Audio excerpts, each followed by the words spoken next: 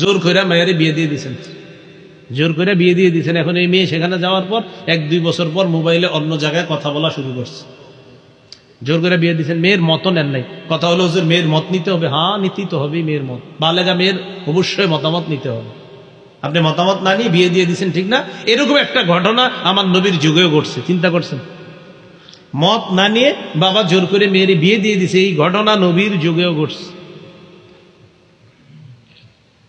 বাসায় আসছে, আয়সা বিবিরে কয় আগামী শুক্রবার 2টার দিকে বরপক্ষ আসবে, তোমার মেয়েরে রেডি করে রাখো। বিয়া? কির বিয়া? হ্যাঁ বিয়া, আমি ঠিক সব ঠিকঠাক করে আসছি, রেডি রাখো। আরে মেয়েরে জিজ্ঞাসা করেন, মেয়েরে কি জিজ্ঞাসা করেন? আমি পাইলা বড় করছি না? মুসনাদে আহমদের হাদিস শোনেন, 6 নম্বর খণ্ড 316 নম্বর পৃষ্ঠা। এক মেয়ে আসছে আম্মাজান আয়েশা সিদ্দিকার কাছে। আসার পর কয় আম্মাজান আয়েশা সিদ্দিকা রাদিয়াল্লাহু তাআলা আনহাকে বলে, আম্মাজান ইন্না আবি যাওয়াজানি মিন ইবনি আখিহি, আমার আব্বা আমারে জোর কইরা, আমার আব্বা আমাকে জোর করে আমার চাচাতো ভাইয়ের সাথে বিয়ে দিয়ে দিছে। দেখছেননি? ওয়া আনা কারিহা, এই বিয়েতে আমার মত নাই। আম্মাজান কই কি কও? হ্যাঁ, আমার আব্বা আমার জোর করে বিয়ে দিয়ে দিছে, আমার মত ছিল না। তাহলে এই ঘটনা নবীর যুগে ঘটে গেছে।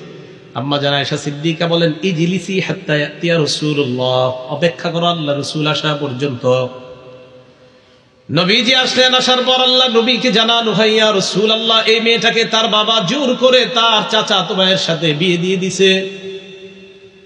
নবীজি কয়, তোমার বাবারে ডাকো। মেয়ের বাবারে ডাকছে, ডাকার পর আল্লাহ নবী বললেন, এই বিয়ে কি তুমি থাকবা নাকি তোমার বিয়েটা আমি ভেঙে দিব?